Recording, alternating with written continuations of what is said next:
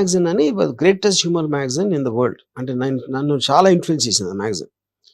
దాంట్లో నా ఫేవరెట్ ఫిల్మ్స్ని అటు సెటైరైజేషన్తో అసలు నవ్వలేక చచ్చిపోయాను నేను. అంటే అది అలా చూడొచ్చు అనేది నాకు ఒక పెద్ద ఇది వాట్ ఎవర్ ఇట్స్ కాల్డ్. అదే మీరు ఇప్పుడు జవహర్లాల్ నెహ్రూ గారి మీద శంకర్ కార్టూన్స్ వేసినప్పుడు జవహర్లాల్ నెహ్రూ గారే ఫోన్ చేసి చెప్పేవారంట, చాలా బాగుంది వేసిన కార్టూన్ నేను చూసానని చెప్పి. సో అది ఉన్నదండి. రామారావు మీద వేసిన కార్టూన్స్, శ్రీధర్ వేసిన కార్టూన్ అసలు ఏ పేపర్ లో ఎవరి మీద ఎప్పుడు ఎవరు వెళ్ళా వరల్డ్. నాకు నా బ్లాగ్ లో అక్కడ ఒక ఆర్టికల్ రాశాడు, రామ్ గోపాల్ వర్మ చచ్చిన తర్వాత అని. లైన్ చూస్తే వెరీ అఫెన్సివ్ లైన్ అది. కానీ అంటే ఇట్ ఈస్ అన్ ఐడియా. ఇప్పుడు రామ్ గోపాల్ వర్మ ఈ బతుకున్నప్పుడు ఇలా అంటున్నాడు, పోయిన తర్వాత ఏం మాట్లాడతారు ఆడి గురించి అని వాడి ఊహలో ఏదో రాశాడు ఒకటి. ఆడి కాంటెక్స్ట్ ఏంటి, పోయిన వాళ్ళందరూ మంచోళ్ళు అంటాం కదా మనం, సామెత ఉంది కదా. అది దానికి రీజన్ ఏంటంటే పోయినోడు మనకి థ్రెట్ కాదు. థ్రెట్ అంటాడు ఏదో కొట్టేస్తాడా లేకపోతే మన డబ్బులు పట్టుకుపోతాడని కాదు. Something about his existence bothers you ఏదో విధంగా. ఎప్పుడైతే మీరు ఎగ్జిస్టెన్స్ పోయినప్పుడు మీకు రిలీఫ్ వస్తుంది కాబట్టి మీకు అతని మీద నెగిటివ్ ఫీలింగ్స్ ఉండాల్సిన అవసరం లేదు. అప్పుడు ఎంతో కొంత వాటి పాజిటివ్సే గుర్తుంచుకుంటారు మాట్లాడినప్పుడు. ఇది కళ్ళు చారేసి అంటారు. యా సో ఐ థింక్ మీరు అంటే ఆ కార్టూన్ ద్వారా దాని వాడు అన్న ఉద్దేశం ఏంటి అని చూడాలి కానీ లిటరల్ గా తీసుకోకూడదు అన్న. That is what George Orwell's Animal Farm about. In Animal Farm. అయితే ఇందులో ఇంకో పాయింట్ ఉన్నది sir. It is a popular opinion viraling on the social media. మీరు ఈస్ దెర్ ఎనీ ఛాన్స్ మీరు చంద్రబాబు నాయుడు గారికి, పవన్ కళ్యాణ్ గారికి, లోకేష్ కి మళ్ళీ దగ్గరయ్యే అవకాశం గాని ఆలోచన గాని? సార్ నేను అబ్సల్యూట్ గా నా లైఫ్ లో ఎప్పుడు పొలిటికల్ వాళ్ళకి దగ్గర అవడానికి ఇప్పుడు నేను ట్రై చేయాలి. ఈవెన్ వ్యూహం అప్పుడు కూడా సబ్జెక్ట్ మ్యాటర్ అది కాబట్టి నేను might have met some people some time. అవును, నేను అసలు పొలిటికల్ ఆస్పెక్ట్స్ లో నాకు ఇంట్రెస్ట్ లేదు. నాకు చాలా సార్లు స్క్రీన్ చేసి చెప్పాను, ప్రజా సేవ చేయటం అనేది incompatible. I believe in Ayn Randian principle of basically I'm against altruism. Altruism is a fundamental tenet of praja seva. Yes, altruist. Yeah, altruism. I'm not an altruist. Altruist కానుడు పాలిటిక్స్ లోకి వెళ్ళడం అనేది మీనింగ్లెస్ పాయింట్. అది అప్పుడు మీరు ఏమంటే అది లేనప్పుడు ఎందుకు తీసారు సినిమా అంటారు. ఇప్పుడు నేను అండర్ వరల్డ్ సినిమా తీస్తే గ్యాంగ్స్టర్ అయినట్ట లేకపోతే గ్యాంగ్స్టరిజం ని ప్రమోట్ చేసినట్ట ఏంటది మీనింగ్? సబ్జెక్ట్ మ్యాటర్ అది. As a film maker what ever catches my interest I try to reflect to the best extent of my capacity possible to create a certain entertaining piece of work. That is my definition of what I am. Exactly, sir. I completely honor what you said because you belong to absolutely a different slot. Me thinking మీ తాలూకా hypothetical nature అనండి లేకపోతే మీ తాలూకా అవన్నీ very different school. మీరు very different school. But when you are following on the edge of political imbroglio, ఈ రాజకీయ గందరగోళం అనే అంచు మీద మీరు ఎప్పుడైతే నిలబడ్డారో మీ తాలూకా ఫిలాసఫీస్, మీ తాలూకా refined approach to life or sublime attitudes, ఇవన్నీ కూడా they do not at all matter and you will be 100% dragged into that bottomless pit of criticism and controversy. That is what exactly happened now. I am dragged and I don't agree with that. Endukante because to drag me I need to be allow myself to be dragged. Nenu daniki effect ayinappudu then you can use the word dragged.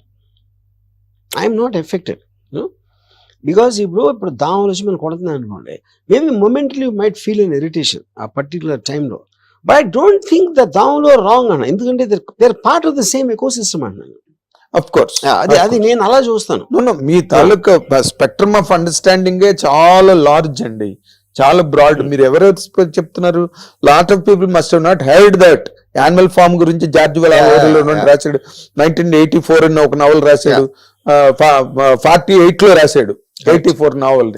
ఇవన్నీ how many people know that? ఇప్పుడు మీదంతా మీ తాలూకా ఆలోచనలు అవన్నీ వేరే బాబు. ఆ ప్రభు, ఇక్కడ ఉన్నది ఏంటంటే ఇక్కడున్న పరిస్థితుల్లో ఇప్పుడున్న ఈ రాజకీయ వాతావరణం అక్కడ మారడం, ప్రభుత్వాలు మారడం, మీకు ఎక్కడ హింట్ అనిపించలేదండి మీ అబ్జర్వేషన్ లో YSR Jagan is going to lose and they are coming on a landslide victory? To start with నేను ఎప్పుడు అసలు దాని గురించి నా లైఫ్ లో ఎప్పుడు ఆలోచించలేదు. ఒకళ్ళు గెలుస్తారు ఒకళ్ళు గెలవరని. అది సేమ్ రీజన్. ఎందుకు? It doesn't make a difference no matter whose government అని నేను స్ట్రాంగ్ గా నమ్ముతాను.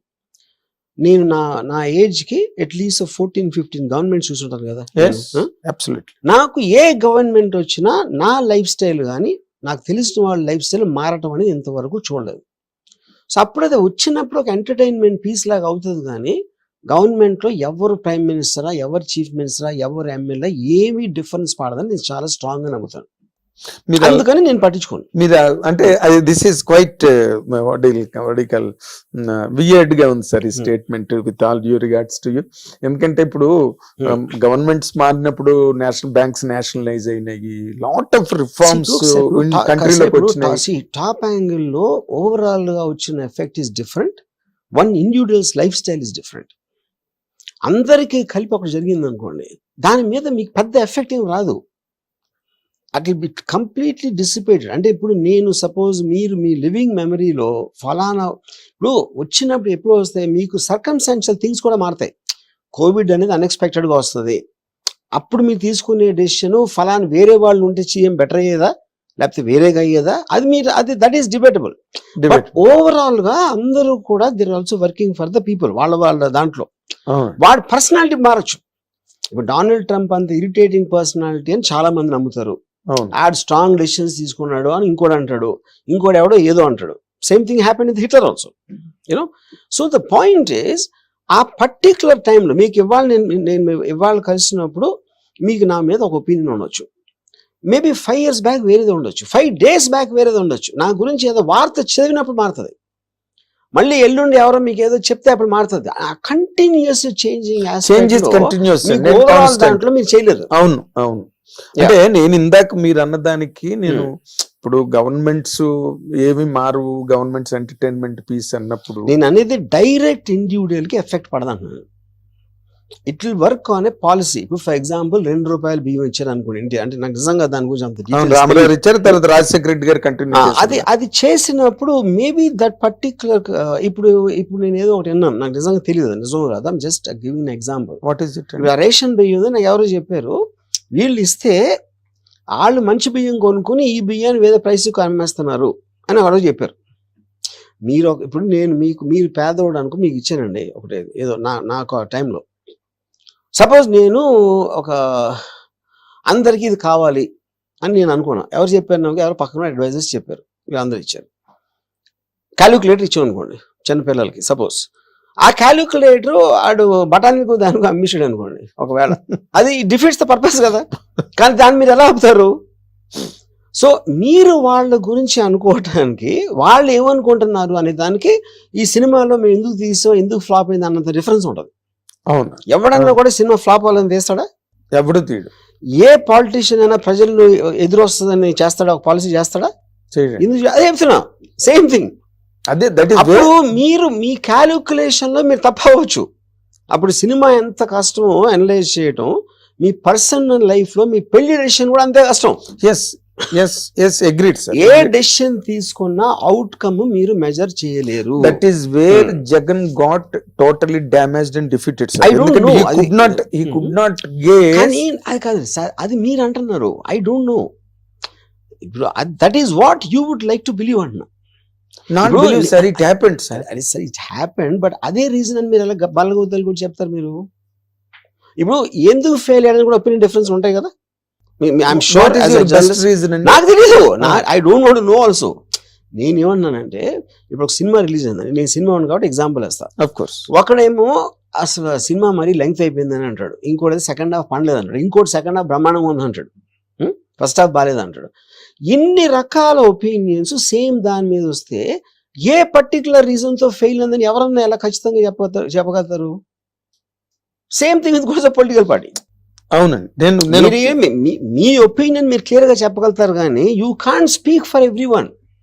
అది నేను చెప్పేది. బట్ ఇట్ ఈస్ ఇప్పుడు సపోజ్ నాకు ఒక ఎగ్జాంపుల్, నాకు ఒక పర్టికులర్ చాలా కరెక్ట్ గా ఏమంటారు దాన్ని ప్రెడిక్ట్ చేసిన వైసీపీకి ఎన్ని సీట్లు వస్తాయో పర్ఫెక్ట్ గా ప్రిడిక్ట్ చేసిన ఒక అనలిస్ట్, ఏమంటుందని పోల్ ఎక్స్పర్ట్స్ ఉంటారు కదా, అందులో నేను మాట్లాడుతున్నప్పుడు అతను ఏం చెప్పాడంటే, నాకు బిగ్గెస్ట్ రీజన్ ఫెయిల్యూర్ కి లిక్కర్ పాలసీ అని చెప్పాడు.